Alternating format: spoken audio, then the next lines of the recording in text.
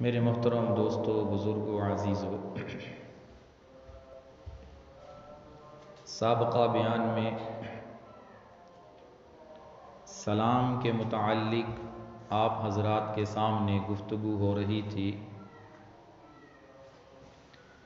کہ اسلام کی خوبصورت تعلیمات میں ایک تعلیم یہ بھی ہے کہ جب مسلمان اپنے دوسرے مسلمان بھائی سے ملاقات کرے تو اس ملاقات کی ابتدا السلام علیکم ورحمۃ اللہ وبرکاتہ سے ہونی چاہیے۔ اور یہ ایسا خوبصورت عمل ہے کہ جو دوسرے کسی قوم میں نہیں پایا جا رہا۔ اسلام کا یہ عمل دوسری قوموں سے مسلمان کو ممتاز اور جدا کر دیتا ہے۔ کسی نے ملاقات کے وقت گڈ مارننگ کا لفظ متعین کر لیا ہے، کوئی صبح بخیر کہتا ہے، کسی نے کون سا لفظ استعمال کرنا شروع کر دیا۔ ہر قوم نے ملاقات کے وقت اپنے اپنے لفظ کی تعیین کی ہے، لیکن اسلام کی خوبصورت تعلیمات میں یہ عمل ہے کہ مسلمان جب مسلمان بھائی سے ملاقات کرے تو ملاقات کی ابتدا سلامتی کی دعا دینے سے کرے اور سلامتی کی دعا لینے سے کرے۔ مسلمان جب کس کو کہتا ہے السلام علیکم ورحمۃ اللہ وبرکاتہ، اسے دعا دیتا ہے، اور اگر سلام کرے گا واپسی پہ جواب ملے گا وعلیکم السلام ورحمۃ اللہ وبرکاتہ۔ اس نے دعا دی ہے اور اس دعا لی ہے، اس کے بعد اس کی کلام، اس کی گفتگو شروع ہونی چاہیے۔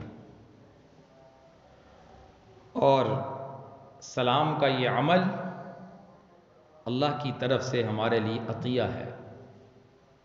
آدم علیہ السلام کی جب پیدائش ہوئی تو آدم علیہ السلام کو پیدا کرنے کے بعد اللہ تعالیٰ نے حکم دیا کہ جا کر فرشتوں کو سلام کرو۔ تو آدم علیہ السلام نے جب فرشتوں کو سلام کیا، فرمایا جو تمہیں وہاں سے جواب ملے تیرا اور تیری اولاد کا یہی سلام ہوگا۔ آدم علیہ السلام نے کہا السلام علیکم، جواب ملا وعلیکم السلام ورحمۃ اللہ وبرکاتہ۔ تو یہ سلام ایمان والوں کے لیے اللہ کی طرف سے عطیہ ہے۔ اب سلام کرنے کا طریقہ کیا ہے؟ اصل تو یہ ہے کہ السلام علیکم ورحمۃ اللہ وبرکاتہ پورا کرنا چاہیے، لیکن اگر کسی نے صرف السلام علیکم پر اکتفا کیا تو وہ بھی جائز ہے، اس نے بھی سنت پر عمل کر لیا۔ آپ صلی اللہ علیہ وسلم تشریف فرما ہے، ایک صحابی داخل ہوئے، انہوں نے کہا السلام علیکم، آپ نے فرمایا 10۔ ایک اور صحابی آئے، انہوں نے کہا السلام علیکم ورحمۃ اللہ، آپ نے فرمایا 20۔ ایک اور صحابی آئے، انہوں نے کہا السلام علیکم ورحمۃ اللہ وبرکاتہ، آپ نے فرمایا 30۔ تو پھر فرمایا کہ جس نے السلام علیکم کہا اس کے لیے 10 نیکیاں، جس نے ورحمۃ اللہ کا اضافہ کیا اس کے لیے 20 نیکیاں، اور جس نے وبرکاتہ کا اضافہ کیا اس کے لیے 30 نیکیاں لکھی جاتی ہیں۔ مسلمان کی ملاقات کی ابتدا ایک نیک عمل سے ہو رہی ہے۔ تو اصل السلام علیکم ورحمۃ اللہ وبرکاتہ، اور پھر فرمایا کہ اگر آپ اس سلام کے الفاظ میں غور کریں، السلام علیکہ، تجھ پر سلام ہو، واحد کی ضمیر، لیکن تعلیمات کیا ہیں؟ کاف کی جو جائے کم کے ساتھ سلام ہو، السلام علیکم، تم پر سلام ہو، کم ضمیر جمع کے لیے آتی ہے۔ فرمایا جب تم کسی مسلمان بھائی کو سلام کرو تو 3 کی نیت کر لو، 3 کی طرف تمہارا سلام جائے گا اور انہی کی طرف سے تمہیں سلام کا جواب بھی دیا جائے گا۔ ایک انسان کی نیت کر لو اور ایک دائیں طرف بیٹھے ہوئے فرشتے کے لیے نیت کر لو جو تمہاری نیکیاں لکھ رہا ہے، اور ایک تمہارے بائیں کندھے پر اللہ نے فرشتہ بٹھایا ہے جو تمہاری برائیاں لکھ رہا ہے۔ تم سلام کرو تو 3 کی نیت سے کرو۔ جب 3 کی نیت سے سلام کرو گے، تم نے ان تینوں کو دعا دی، واپسی سے ان کی طرف سے بھی تمہیں دعا ملے گی، فرشتوں کی طرف سے بھی تمہیں دعا ملے گی، وعلیکم السلام ورحمۃ اللہ وبرکاتہ، جب تم 3 کی نیت کرو۔ اور دوسری بات، کم ضمیر، یہ کہتا ہے تو نے کہا، ایک گفتگو میں ہوتا ہے آپ نے کہا، تم نے کہا، آپ نے کہا، تم نے کہا، اس میں زیادہ ادب ہے۔ تو مسلمان بھائی کو سلام کرنے میں بھی ادب سکھایا جا رہا ہے کہ جب مسلمان بھائی کو سلام کرو تو کم کے ساتھ کرو، السلام علیکم، تم پر اللہ کی طرف سے سلامتی ہو۔ یہ اسلام کی خوبصورت تعلیمات ہے۔ اب یہ سلام کرنا کس موقع پہ جائز ہے، کس موقع پہ جائز نہیں ہے؟ ہر جگہ سلام نہیں ہوتا۔ شریعت نے کچھ مواقع پر سلام کرنے پر پابندی لگائی ہے، ممنوع قرار دیا ہے کہ اس صورتحال میں تم دوسرے بھائی کو سلام نہ کرو۔ ویسے سلام کو پھیلاؤ، افشوا السلام، سلام کو پھیلا دو، کھانا کھلاؤ، رات کے وقت نماز پڑھو اور سلامتی کے ساتھ جنت میں داخل ہو جاؤ۔ لیکن چند مواقع ایسے ہیں وہاں سلام کرنا جائز نہیں ہے۔ دین کی مجلس لگی ہوئی ہے، لوگ دین سیکھ رہے ہیں اور سکھایا جا رہا ہے، دینی گفتگو ہو رہی ہے، لوگ سن رہے ہیں، اس مجلس میں آنے والا سلام نہ کرے، خاموشی سے آ کر اس مجلس میں شریک ہو جائے۔ اسی طرح نماز پڑھنے والا نماز پڑھ رہا ہے، اس کو بھی سلام نہ کرے۔ اگر نماز پڑھنے والے نے سلام کا جواب دے دیا تو اس کی نماز ٹوٹ جائے گی۔ اشارے سے سلام کرنا بھی مکروہ ہے، نماز میں جواب دینا مکروہ ہے، تو سلام کا جواب اگر زبان سے دے لیا دوران نماز تو اس کی نماز ٹوٹ جائے گی، ختم ہو جائے گی۔ اس لیے نماز پڑھنے والے کو بھی سلام نہ کریں اور قرآن کی تلاوت کرنے والے کو بھی سلام نہ کریں، اور ذکر کرنے والے کو بھی سلام نہ کریں جو اللہ کے ذکر میں مشغول ہے۔ اور بعض لوگوں کو عادت ہوتی ہے، مسجد میں آتے ہیں لوگ، نماز کی انتظار میں بیٹھے ہیں، اکثر لوگ جو نماز کی انتظار میں بیٹھے ہوتے ہیں وہ اللہ کے ذکر میں مشغول ہوتے ہیں، کوئی نہ کوئی تسبیح پڑھ رہے ہوتے ہیں، تو وہ حال میں داخل ہوتے ہی بلند آواز سے کہتے ہیں السلام علیکم۔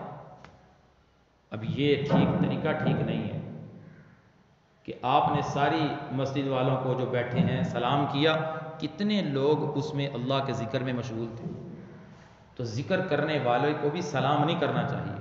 ہاں، اگر آپ کسی بھائی کے پاس آ کر بیٹھ گئے ہیں اور تم نے اندازہ لگا لیا کہ یہ فارغ بیٹھا ہے، یہ ذکر نہیں کر رہا، اس کو تم آ کر سلام کر دو آہستہ سے۔ تو حال میں داخل ہوتے ہی سلام کرنا ٹھیک نہیں ہے، اس لیے کہ نماز کی انتظار میں بیٹھنے والے اکثر تلاوت قرآن میں اللہ کے ذکر اور تسبیح میں مشغول ہوتے ہیں، تو یہ مواقع ہیں جہاں پہ سلام نہیں کرنا چاہیے۔ اسی طرح کوئی بندہ کھانا کھا رہا ہے، یعنی ایسے کام میں مشغول ہے کہ جس میں اگر اسے سلام کیا جائے گا تو سلام سے اس کے کام میں خلل واقع ہو سکتا ہے، اس کا کام رک سکتا ہے، اس کو گفتگو کر رہا ہے، بیان کر رہا ہے، کسی کو دین سکھا رہا ہے، اب سلام کرو گے اس کی جو ایک ربط قائم ہو چکا ہے کلام کے اندر وہ ٹوٹ جائے گا۔ تو فرمایا تم خاموشی کے ساتھ آ کر بیٹھ جاؤ، سلام کا جواب نہ دو۔ تو اسی طرح کھانا کھانے والے کو بھی سلام نہ کرو۔ ہاں، اگر آپ کھانے میں شریک ہونا چاہتے ہیں، آپ کو بھوک لگی ہوئی ہے، آپ اس بھائی کے ساتھ کھانا کھانا چاہتے ہیں تو پھر سلام کر سکتے ہو۔ یہ سلام اگر کسی کو مسئلے کا علم ہوگا وہ بھی سمجھ جائے گا کہ یہ سلام اس لیے کر رہا ہے کہ یہ کھانے میں شریک ہونا چاہتا ہے۔ ایک عالم کی مجلس لگی ہوئی ہے، کھانا کھا رہے ہیں، دوسرے عالم آتے ہیں انہیں سلام کرتے ہیں، ایک علمی لطیفہ ہے۔ تو کھانا کھانے والا عالم کہتا ہے کہ آپ مولانا ہیں، آپ مسئلہ نہیں جانتے کہ کھانے والے کو سلام نہیں کرنا چاہیے۔ تو کھانا کھانے والا جب یہ کہتا ہے تو سلام کرنے والے مولانا کہتے ہیں تم بھی عالم ہو، تمہیں مسئلے کا پتہ نہیں ہے کہ جب کھانے میں شریک ہونا ہو، کھانے کی ضرورت ہو، تو کھانا کھانے والے کو سلام کیا جائے تاکہ اسے اطلاع ہو جائے کہ یہ شخص کھانے میں شریک ہونا چاہتا ہے، اسے کھانے میں شریک کر لیا جائے۔ تو ہر موقع پہ سلام نہیں ہے، چند مواقع ایسے ہیں، چند جگہ ایسی ہیں وہاں سلام نہیں کرنا چاہیے، وہاں خاموشی سے اس مجلس میں شریک ہو جانا چاہیے۔ تو اب ایک اور مسئلہ ہے، اب سلام ایک تو انسان خود کرتا ہے دوسرے کو، اور بعض مرتبہ ایسے ہوتا ہے کہ سلام کسی کے ذریعے بھجوایا جاتا ہے کہ فلاں کو میرا سلام کہنا۔ اب وہ جب آ کر پیغام دیتا ہے کہ فلاں کی طرف سے آپ کو سلام آیا ہے، فلاں آپ کو سلام کہہ رہا تھا، تو وہ کہتا ہے وعلیکم السلام۔ اب یہ سلام بھیجنے والے کی طرف سے مکمل جواب نہیں ہے۔ اس نے کہا فلاں آپ کو سلام کہہ رہا ہے، آپ نے کہا وعلیکم السلام، یہ دعا آپ نے پیغام لانے والے کو دی ہے، اور جس نے سلام بھیجا ہے وہ تو دعا سے خالی رہ گیا، اس کی طرف سلام کیسے لوٹے گا؟ تو خوبصورت طریقہ بتایا گیا، جب کوئی سلام بھیجے بذریعہ پیغام بھیجے، کسی کے ذریعے بھیجے، تو تم یوں اس کا جواب دو علیہم، اس پر بھی سلام ہو، وعلیکم السلام، تم پر بھی سلام ہو۔ جس نے سلام بھیجا ہے اس کو بھی سلام کی دعا دینی چاہیے، سلامتی کی دعا واپس کرنی چاہیے۔ تو اس کا طریقہ کیا ہے؟ علیہم وعلیکم السلام، کہ سلام بھیجنے والے پر بھی سلامتی ہو اور جو سلام لانے والا ہے اس پر بھی سلامتی ہو۔ اور اگر اب سلام کا حکم کیا ہے، ایک شخص سلام کرتا ہے، دوسرے کے لیے کیا حکم ہے کہ جواب دینا فرض ہے، واجب ہے، سنت ہے، مستحب ہے؟ قرآن کی آیت سے پتہ چلتا ہے وَإِذَا حُيِّيتُم بِتَحِيَّةٍ فَحَيُّوا بِأَحْسَنَ مِنْهَا أَوْ رُدُّوهَا۔ یہ آیت بتلا رہی ہے جب مسلمان تمہیں کوئی سلام کرتا ہے، تمہیں سلام کا جواب دینا ضروری اور واجب ہے۔ اگر تم مسلمان کے سلام کا جواب نہیں دیتے، تم نے ترک واجب کر لیا، واجب کو چھوڑنے کی وجہ سے تم گناہگار ہو گئے۔ اس لیے جب مسلمان سلام کرے تو اس کے سلام کا جواب دینا واجب ہے، چاہے اس کا سلام زبان کے ذریعے ہو، چاہے اس کا سلام قلم کے ذریعے ہو۔ مثلا کسی نے خط لکھا ہے، اب خط کے اوپر السلام علیکم ورحمۃ اللہ وبرکاتہ لکھا ہے، تو اب خط کا جواب دینا واجب ہے یا نہیں؟ اس میں بعض کہتے ہیں واجب ہے، بعض کہتے ہیں واجب نہیں ہے، لیکن سلام کا جواب دینا سب علماء کے نزدیک واجب ہے، کہ خط پڑھنے والا جب السلام علیکم ورحمۃ اللہ وبرکاتہ لکھا ہو پڑھے، فوراً زبان سے وعلیکم السلام ورحمۃ اللہ وبرکاتہ کہے، تاکہ سلام کے جواب دینا جو واجب ہے اس پر عمل ہو سکے۔ تو جس طرح زبان سے سلام ہوتا ہے، تحریر سے بھی سلام ہوتا ہے۔ موبائل کا دور ہے، لوگ مختلف قسم کی اپلیکیشن استعمال کرتے ہیں، اب واٹس ایپ کے اوپر کتنے سلام آئے ہوئے ہوتے ہیں، اور ہم کتنی اس میں سستی اور غفلت کرتے ہیں کہ سلام بھیجنے والے کے سلام کا جواب ہی نہیں دیتے۔ کتنے مسلمان سلام بھیجتے ہیں؟ یہ غفلت اور سستی ہے کہ ہم نے ایک شریعت کے اہم عمل کو ترک کر دیا اور چھوڑ دیا ہے، جبکہ سلام کا جواب دینا مسلمان پر واجب اور ضروری تھا۔ اس لیے جب کوئی سلام موبائل کے ذریعے کرے، تحریر کے ذریعے کرے، زبان کے ذریعے کرے، مسلمان اس کا جواب اچھے طریقے سے دے۔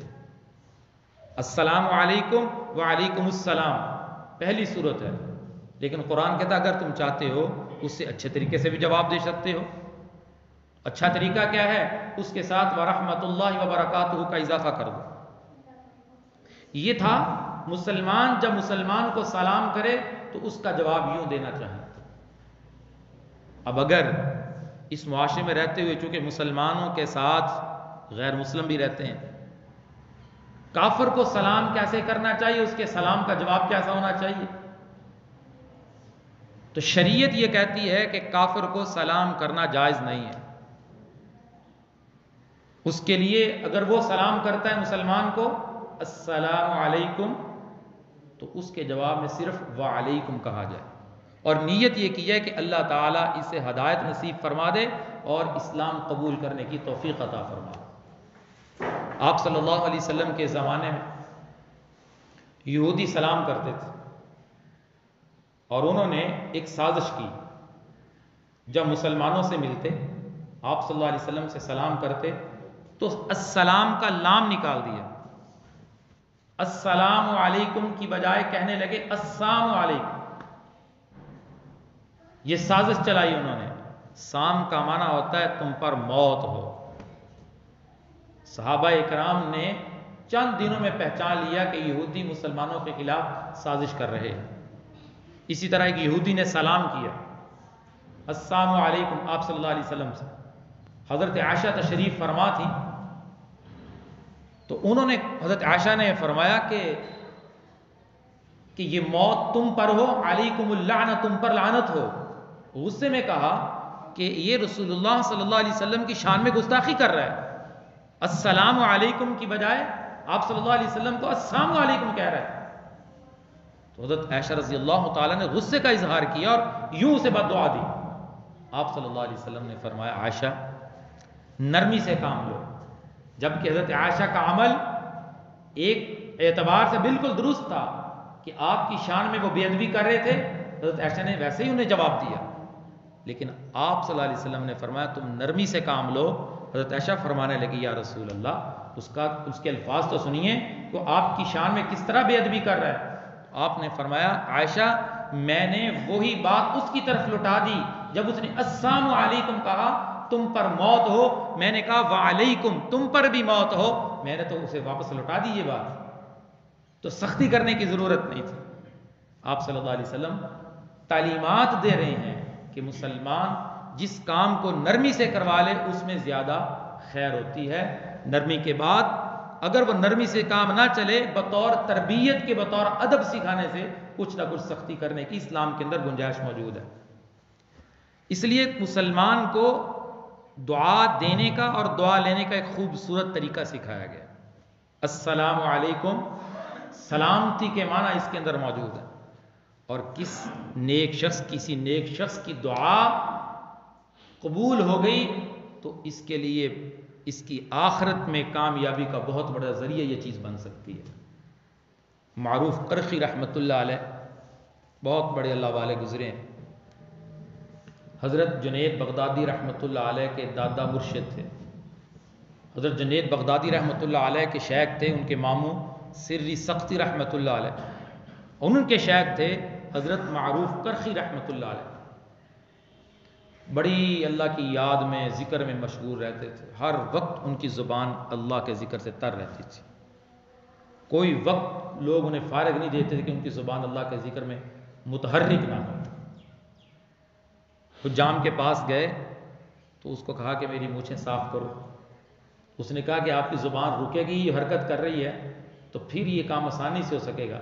فرمانے لگے تم اپنا کام کرو، میں اپنا کام کر رہا ہوں، تم اپنا کام کرو، مجھے اپنا کام کرنے دو۔ جا رہے تھے، راستے میں ان کے ساتھ ان کے حلقہ احباب کے لوگ بھی تھے، تو ایک شخص راستے میں پانی پلا رہا تھا لوگوں کو اور کہہ رہا تھا کہ اللہ اس پر رحم کرے جو مجھ سے پانی پی لے۔ تو حضرت اس کے پاس گئے، اس سے پانی لیا اور پی لیا۔ مریدین کہنے لگے کہ حضرت آپ کا تو روزہ تھا، آپ نے روزہ توڑ دیا۔ تو حضرت فرمانے لگے بات یہ ہے کہ میرا روزہ نفلی تھا، فرضی نہیں تھا۔ نفلی روزہ بعد میں بھی رکھا جا سکتا ہے، تو اس نیک بندے کی دعا سے میں محروم رہ سکتا تھا، ہو سکتا ہے یہ بندہ اللہ کے ہاں مقبول ہو اور اس کی دعا اللہ کے ہاں مقبول ہو، یہ دعا دوبارہ مجھے نہیں مل سکتی تھی۔ تو میں نے اس شخص سے دعا لینے کے لیے میں نے روزہ توڑ دیا روزے کی قضا نفلی روزہ تھا، نفلی روزے کے توڑنے میں وسعت اور گنجائش ہوتی ہے، تو اس لیے روزے کی قضا بعد میں کر لوں گا، لیکن سب سے پہلے میں نے کہا کہ اس شخص سے دعا لے لیں، پانی پی لیں، کہ یہ ہر پانی پینے والے کے لیے دعا کر رہا ہے کہ اللہ اس پر رحم کرے جو مجھ سے پانی پی لے۔ تو السلام علیکم جب سلام کا پھیلاؤ ہوگا، جتنے لوگوں کو ہم سلام کریں گے ان سے سلام کی واپسی دعا لیں گے، تو انسان کے نامہ اعمال میں کتنی نیکیاں جمع ہو سکتی ہیں۔ میں نے سابقہ بیان میں کہا عبداللہ بن عباس کوئی کام نہیں ہوتا تھا، بازار صرف سلام کرنے جاتے تھے، کہتے مجھے کوئی کام نہیں ہے، میں نے کوئی چیز خریدنی نہیں ہے، صرف اس لیے کہ وہاں لوگ موجود ہیں، مسلمان ہیں، ان کے پاس سے گزروں گا، ان کو سلام کرتا جاؤں گا اور ان سے دعا واپس لیتا جاؤں گا۔ صحابہ نیکیوں پہ حریص تھے، اس لیے سلام کوئی کرے اس کا جواب دینا چاہیے۔ اور سلام کا جواب کیسا ہونا چاہیے؟ آیا سلام کا جواب بلند آواز سے دینا واجب ہے یا آہستہ آواز سے بھی سلام کا جواب دیا جا سکتا ہے؟ تو شریعت یہ کہتی ہے، مسئلہ یہ ہے کہ جب تمہیں کوئی سلام کرے، سلام کا جواب دینا واجب ہے، چاہے تم اس کا جواب آہستہ دے دو چاہے تم اونچی دے دو، لیکن اونچی جواب دینا مستحب ہے، ایک اچھا عمل ہے، ایک خوبصورت عمل ہے۔ اس لیے جب مسلمان بھائی سلام کرے تو کوشش یہ کرنی چاہیے کہ بلند آواز سے جواب دیں تاکہ وہ سن لے، لیکن اگر آہستہ جواب دیا، آہستہ جواب دینے سے یہ ہوگا کہ آپ نے سلام کا جواب دے دیا اور جو آپ پر واجب تھا وہ واجب آپ کے سر سے اتر گیا، اس پر آپ نے عمل کر لیا لیکن مستحب کو چھوڑ دیا۔ تو بہترین طریقہ یہ ہے کہ السلام علیکم کوئی کہے تو مسلمان اس کا جواب خوبصورت اور بہترین طریقے سے ہی واپس کرے، تاکہ مسلمان اپنی اس ملاقات میں اپنے اس بھائی کو دعا بھی دے رہے، اسے دعا لے بھی لے اور اپنے نامہ اعمال میں نیکیوں کا اضافہ بھی کر لے۔ یہ چند ضروری احکام تھے جس سے ہمارے معاشرے کے لوگ ناواقف ہیں، انہیں نہیں پتا کس موقع پہ سلام کرنا ہے، کس موقع پہ سلام نہیں کرنا۔ تو یہ چیز، یہ علم اسی وقت حاصل ہوتا ہے جب مسلمان علماء کی مجلس کو لازم سمجھتا ہے، علماء کی صحبت میں بیٹھتا ہے، علماء کی مجلس میں بیٹھتا ہے، پھر اسے علم کی روشنی اور نور ملتا ہے، پھر اسے علم ہوتا ہے کہ میں نے زندگی کیسے گزارنی ہے۔ کتنے لوگوں کو ہم مسئلہ بتاتے ہیں، کہتے ہیں ہمیں تو یہ مسئلے کا پتہ ہی نہیں تھا، ہم نے تو اس کے خلاف نماز پڑھ لی، اس کے خلاف روزہ رکھ لیا، شریعت کا مسئلہ تو یہ تھا، ہمیں علم نہیں تھا، ہم تو غلط کرتے رہے، اب ہم کیا کریں؟ میں نے کہا کہ جاہل ہونا، اس مسئلے کا علم نہ ہونا، یہ کوئی عذر نہیں ہے۔ علم کا حصول اتنا ہر مسلمان پر فرض ہے جس سے اس کی زندگی سنور جائے، اسے حلال اور حرام میں تمیز ہو جائے، جائز اور ناجائز میں تمیز ہو جائے، اچھے اور برے میں تمیز ہو جائے۔ اتنا علم حاصل کرنا ہر مسلمان پر اللہ نے فرض فرمایا ہے۔ رسول اللہ صلی اللہ علیہ وسلم کی حدیث ہے، طلب العلم فریضۃ علی کل مسلم۔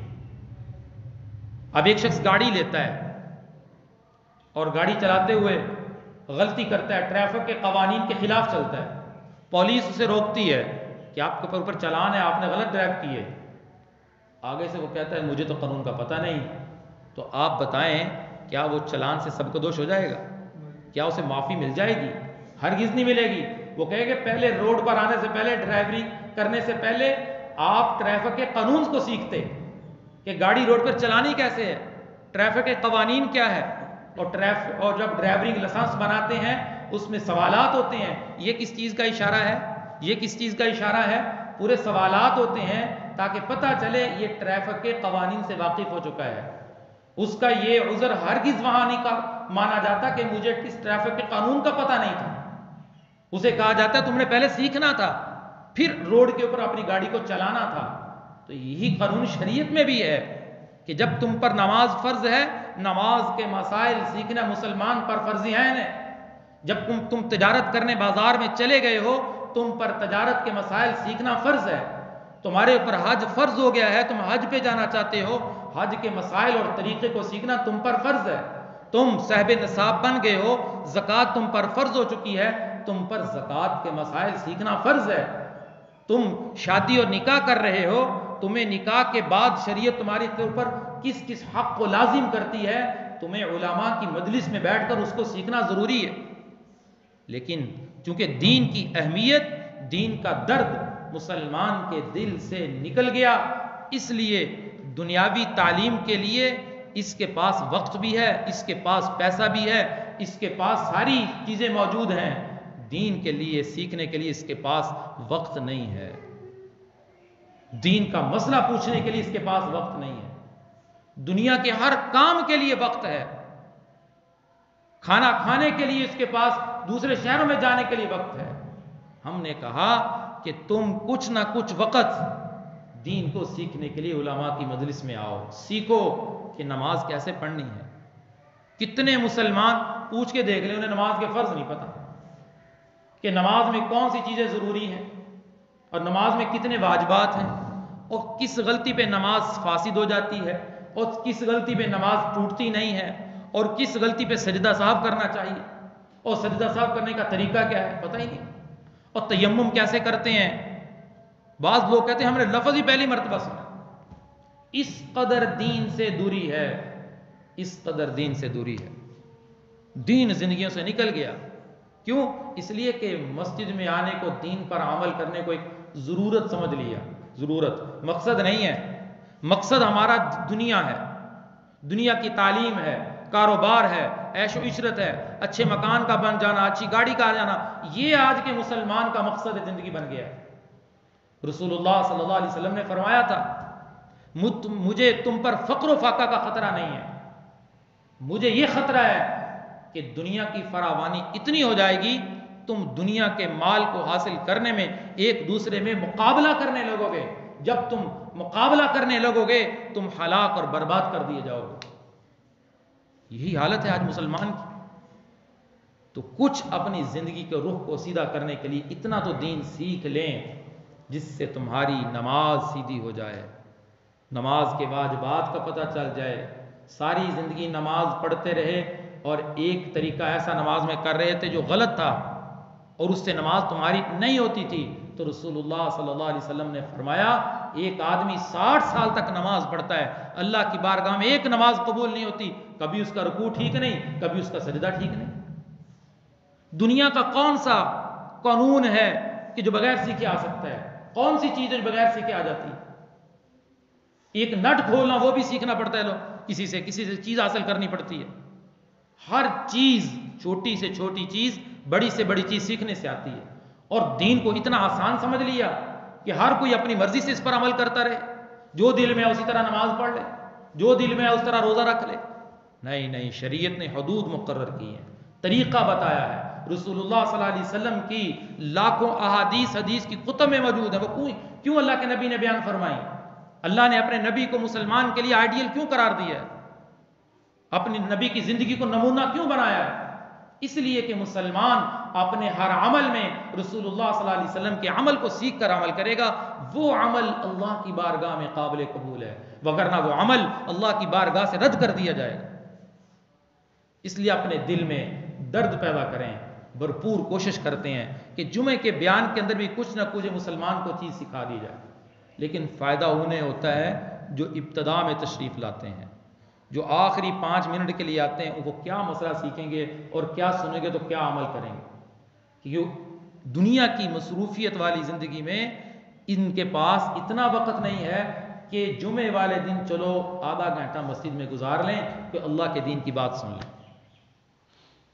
جبکہ میں نے کہا تھا سب سے پہلے مسجد میں آنے والے کو اونٹ کے برابر صدقہ کرنے کا ثواب ملتا ہے۔ عزم کر لیں انشاءاللہ دینی مجلس میں دینی گفتگو سننے کے لیے جمعے کے دن کو فارغ کر کے 1 گھنٹہ مسجد میں ضرور گزاریں۔ 1 گھنٹے کا زیادہ لمبا پیریڈ ہے ہی نہیں ہے، 1 سے 2 بجے آپ مسجد میں گزاریں، اس میں آپ دروشی پڑھ سکتے ہیں، اس میں آپ دعا مانگ سکتے ہیں، نماز جمعہ پڑھیں گے، خطبہ سنیں گے، اور جس موضوع پہ گفتگو ہو رہی ہے وہ موضوع تمہارے کانوں کے ذریعے دل میں اتر جائے گا اور تم سمجھ لو گے اور ایک دین کا باب سیکھ کر چلے جاؤ گے۔ میرے نبی نے فرمایا جس نے دین کا ایک باب سیکھا 1000 رکعت نماز پڑھنے سے زیادہ ثواب ہے۔ 1000 رکعت نماز تم پڑھ کے دکھاؤ، لیکن تم نے عالم کی مجلس میں بیٹھ کر دین کا ایک مسئلہ سیکھ لیا، ایک باب سیکھ لیا، تم نے 1000 رکعت نماز سے زیادہ رکعتیں پڑھ لی۔ اللہ تعالیٰ ان باتوں کی حقیقت مسلمان کے دل میں اتار دے۔ اہمیت ہوتی تو سب کچھ ہو سکتا ہے، جب دل میں اہمیت نہ ہو تو چاہے پورا قرآن تویز بنا کر گھول کر پلا دیا جائے تو کوئی فائدہ نہیں ہو سکتا۔ وآخر دعوانا الحمدللہ رب العالمین۔